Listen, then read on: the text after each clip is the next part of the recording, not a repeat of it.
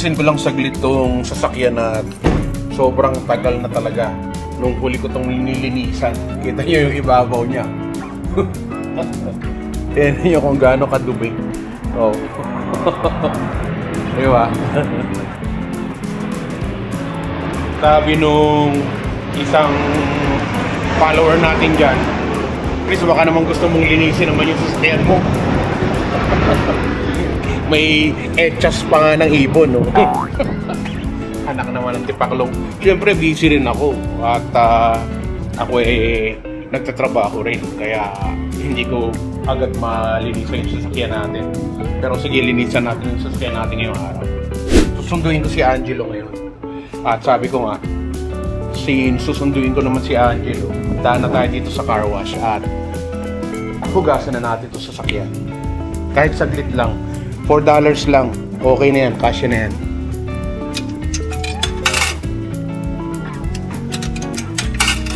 So, okay na yan, rinse lang, lilinisin lang natin yung sasakyan.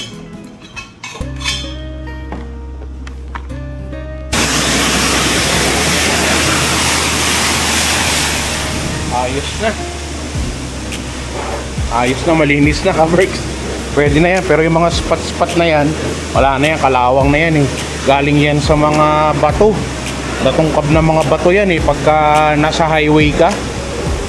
Anyway, yan nga yung mga tama ng mga katabi mong sasakyan, no? Yung mga katabi mong sasakyan, pag nagbukas ng sasakyan nila, bara-bara lang, kaya ayan, nagkasira-sira na. Tara, sunduin na natin si Angelo. Bonding time na naman ulit namin ng anak ko dahil nga sa day off ako ngayon. At siya naman maaga uwi niya ngayong araw. So ngayong araw lang talaga yung pwede na mag-bonding kami. Paglabas niya galing work. Dito na ulit tayo sa parking kung saan ko palagi naantay si Angelo. Sinisilip ko lang kung palabas na siya.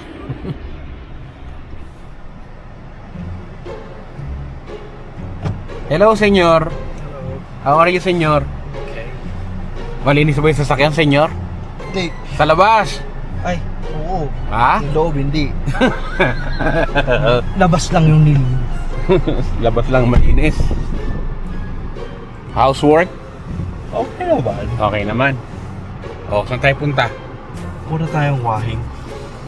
Wahing? Papabili ako mo. Ba? Bakit? Anong meron? Yan lang. Ayaw mo eh.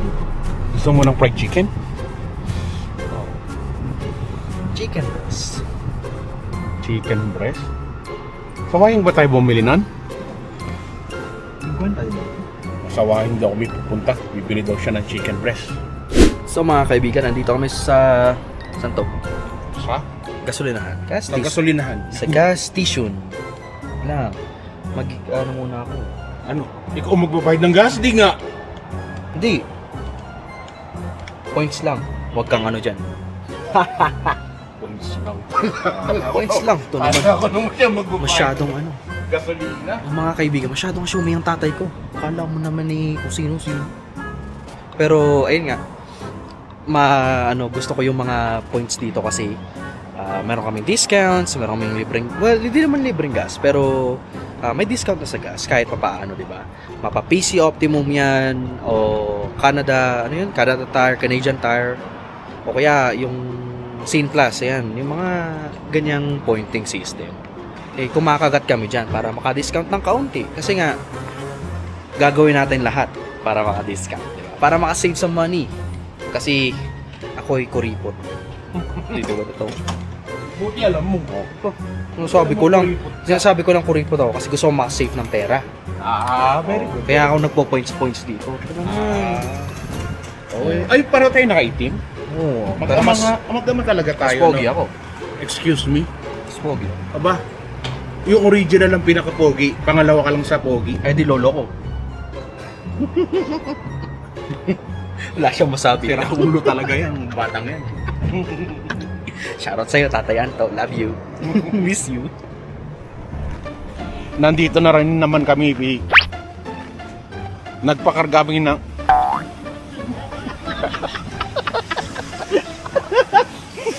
Bundol. nagpakarga kami ng gas ng anak ko. At nandito na rin naman kami sa superstore, kaya diretso na rin kami dito sa store at bibili kami ng ilang pirasong gulay. Yun. Ikaw masyado ka, makatawa ka sa papa mo. Buisit ka talaga.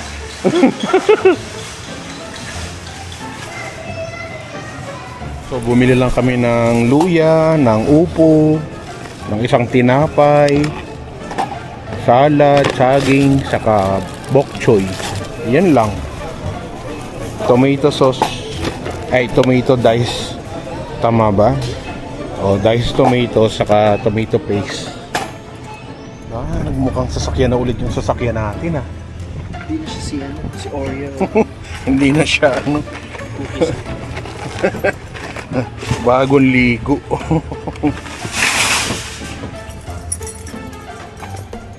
So pagkagaling namin dito sa store, diretso naman tayo doon sa pagbibilihan ni Angelo ng chicken breast.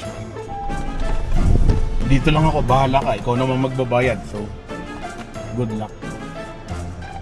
Ano kasi swerte ka? Ikaw naghihiya dito. Oh, ilang beses na ako nag-grocery. Oh. baka kalbuhin kita lalo. O, sige na, mag-grocery ka na dyan ang gusto mong mag-grocery. Bibili akong steak. Bumili ka ng steak. Kala mo, ah.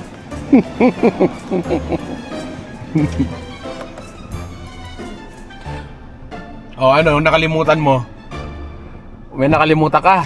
Nalimutan ko. Ayan, nasanay kasi na hindi nagdadala ng wallet kasi si Papa.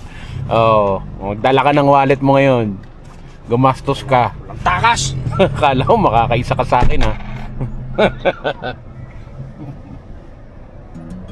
Ayan ko lang siya na pumunta dun sa bibilhan niya ng karne kasi nga gusto daw niyang bumili ng isang box na chicken breast. Ayan ko siya na matuto paunti-unti at matuto siyang mag-budget. Hindi biglaan pero at least kahit pa paano natatrain ko siya paunti-unti. Lumaki nga kasi si Angelo sa nanay niya, kaya siyempre inaasikaso siya ng nanay niya. Puro lang siya aral nung nasa Pilipinas siya. Tapos nung nakarating siya dito sa Canada, siyempre matagal kami hindi nagsama, kaya ako naman nag-asikaso sa kanya. Pero unti-unti gumagawa ako ng paraan para matuto siya.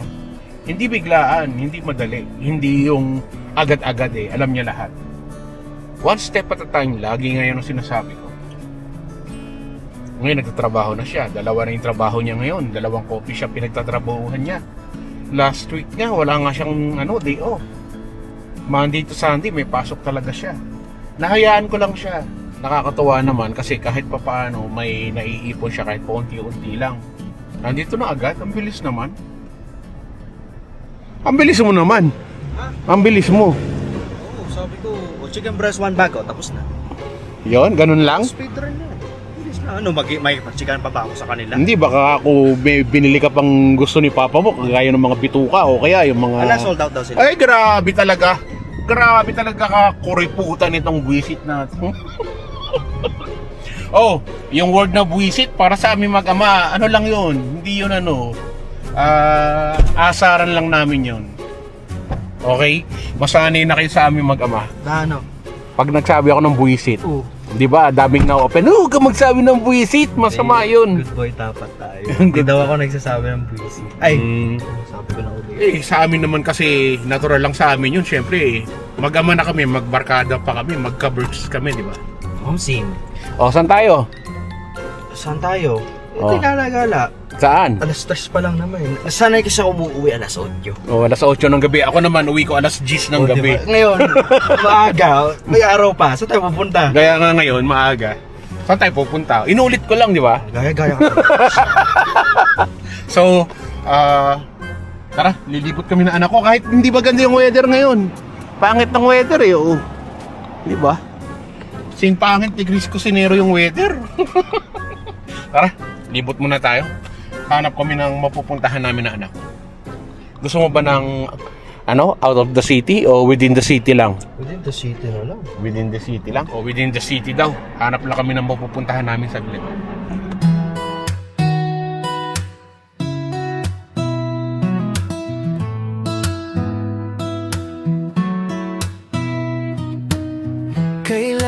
natin na matuto sa buhay, tumayo na mag-isa, maging matatag din. Hindi nga madali basta magdesisyon kung anong mas maganda sa ating panahon. Kagagala namin ni Angelo. Hindi kami makalabas sa pwesto namin dahil sobrang traffic.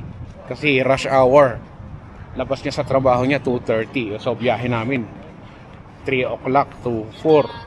Walang madaanan. As in, punong-puno yung kalsada. So naisipan namin, dito na lang muna kami sa Chinook Mall. Dito kami sa loob ng Chinook Mall maglalakad-lakad.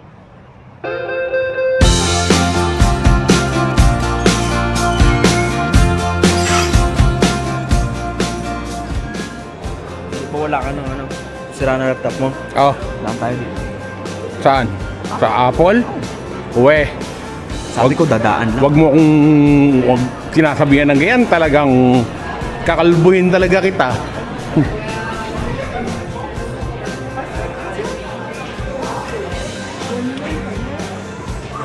Eh, 4,000? Ang mahal naman yan.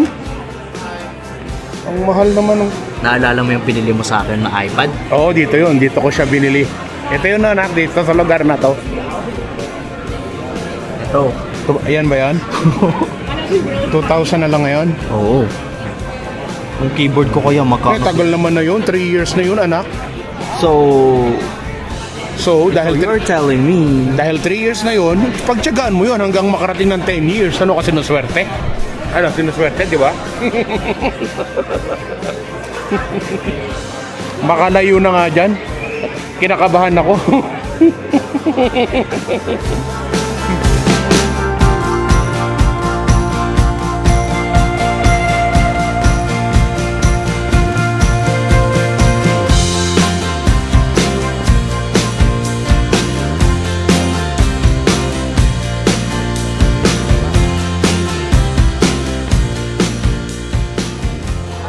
May bago raw dito na Shake Shack na burgeran dito sa may Chinook Mall. Lakad-lakad lang kami ni Angelo. Natutokso kami sa mga pagkain. Ako, nakontrol ko dahil sa budget. Siya nakontrol niya dahil sa diet. dahil sa diet, saka dahil sa budget. Magkaiba, di ba? Sabihin mo lang wala tayong pera, wala tayong pangkain sa labas. Uy, wag mo daw sasabihin na walang pera. Marami akong pera. Oo, marami. Mga kaibigan, mga ka-works, nasa budget lang ha. Yung iba kasi, pang tuition daw. Grabe naman. So tara, uwi na lang kami. Uwi na lang tayo, doon na lang tayo kumain sa bahay para makatipid tayo, nanak. Meron ka naman, dyan, chicken breast. Saka meron naman akong upo dyan, okay na yun. Tara, uwi na tayo. Uwi na lang kami, nanak. Maglaga ka ng pork nilaga. Gusto ko ng sabaw. Maglaga ako ng pork nilaga. Ay, nilaga ka ng pork na may sabaw. Ay, maglaga ka ng pork. Ayan. Mag-ama nga tayo. Maglaga ka ng pork. Sabi ko sa'yo eh. Pareho tayo palpak. Magluto ako ng Nilagang pork. Yun. nilagang baboy. Yes, please. Gusto mo yun? Gusto ko ng... Meron lang tayo sa bahay, pork shoulder, matigas, okay lang siya yun. Pakulo ako ng matagal. Siguro 3 hours na pakulo. Walang iya. O sige, tapos lagyan ko na lang ng gulay. Oh, Repolyo, kaya pechay, no? Pechay. Okay, yun lang ulamin natin. Isa na naman pong bata ang napagbigyan ng kanyang tatay. Kasi, hindi na kami kumain sa food court. Nagpunta kami food court. Kinontrol talaga namin kasi kulang budget ko. Siya naman, May diet. gusto niya mag-diet ng konti. Oo. Pero pag sa bahay, magninilaga kami tapos lalagyan ko lang ng gulay. Hindi na tayo magra-rice, no? Di na. At Huwag na tayo mag-rice. nakatipid pa tayo. Nakatipid pa kami. Tama. Diba? Oo. Kaya pag uwi... Ano yung may share mo sa mga ka-berks natin kung paano magtipid? Control talaga. Kasi, mga kaibigan, mga ka-berks, ang i-share ko lang is yung experience ko talaga. Based on experience. Oo, based on my experience. Kasi nga, Personal ngayon, opinion. the views and opinions of our host. ABS-CBN, yan, GMA7. TV5 ako, kapatid. Tapos, ngayon, Talaga, wag ka magpapatokso sa luho. Oo, pwede mong i-treat yung sarili mo. Kasi ako, nung first time ko magkatrabaho, bili ko ng ganyan. Kasi nga, hindi ko pa nakakamit yun yung sa Pilipinas. sabi ko sa kanya, walang problema kahit na mag-save lang muna siya ng konti at bilhin niya yung mga gusto niyang bilhin. Kasi hindi niya na-experience yun sa Pilipinas before. Tama. So ngayon, bili siya ng ganito, bili ng ganon. O ngayon, nagsawa na siya kasi Oo. marami na siya mga gamit. It's time naman for him to save money Save. and invest. Correct. Kasi nga, tinitignan ko yung kwarto ko kapag naglilinis ako. Oo, naglilinis ako Dapat lang. Kala mo, Dumi-dumi nung kwarto mo, parang basurahan. bakit ba? Stock room yun. Okay, tapos? Pero tinitignan ko nga na, wow, nabili ko lahat to. To the point na overwhelmed na ako na hindi ko naman kailangan yung ibang gamit dito. Kaya, think before you buy. Lalo na pag mamahalin. Think 3 times or 4 times a week. Tapos di naman pala kailangan. Oo, like, kailangan ko bang bilhin to or kailangan ko bang bilhin yan? Hindi ka, wag kang maging impulsive buyer. Tulad niyang isa dyan. Hoy, ako pag namili lang naman ako yung kailangan lang natin sa bahay, puro pagkain lang naman. Ayun nga, impulsive buyer natin Kaya, great job sa atin ngayon kasi hindi tayo nag-impulse buy for food. Hindi kami kumain talaga, gusto daw niya mag-Jollibee, hindi kami nag-Jollibee. Paparinig ako, ice cream, Jollibee.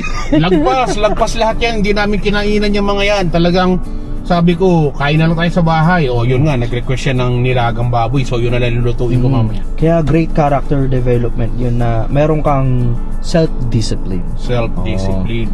Paano yan? Laging sinasabi na ang tataba natin, lakas natin kumain. Kaya nga, instead of being negative, why not be positive at maging, maging magandang impluensya instead na dinadown mo yung tao. Diba? Kasi, syempre, mawawalan ka talaga ng gana kapag lagi mong dinadown yung tao. Pero, kapag nagsusupport ka at meron kang words na maganda na sasabihin na you got this, kaya mo yan, simulan mo yan. Syempre, may encourage din kami. And if you just say na, ang taba nyo, mukha kayong mga hippopotamus. Totoo naman. Hindi naman kailangan ibigay yung obvious, di ba? Nanay mo naman, Blue. Oh, mama mo blue. Papa mo kalbo. Oy, ako ba yan? Hindi Hindi, joke lang. But anyway, sa mga supporters namin dyan, maraming salamat po. Lalo na sa mga nagme-message sa akin na you got this, kaya mong mag-diet ka, ganito, ganyan. Basta yung general idea. So ayan na yung ating nilaga na request ni Angelo, na overcook na yung vegetable. Okay na yan. Ano man ang hamon ng buhay, palagi ka lang sumabay. Piliin mo laging sumaya. Kay Chris Cusinero panalo ka. Di lang pagluto at sa kusina, sa adventure ay kasama. Sa lugar na kakaiba, halika na. Kay Chris Cusinero na. Halika na't sumama ka at manood. Mga matay mamamangha, di lang tiyan ang mabubusog. May mga lugar pa lang, ganito ang nangyayari. Kapag nakita mo, mapapawaw, mapapagrabe. Mga ka-birds, tara muna gala. Mga lugar dito kanyang ipapakita. At sa pagluto, matik kayo ay tatakamin. Pag Chris Cusinero, matik papasarapin. Yum! OFW na nagsumikap ng ibang bayan.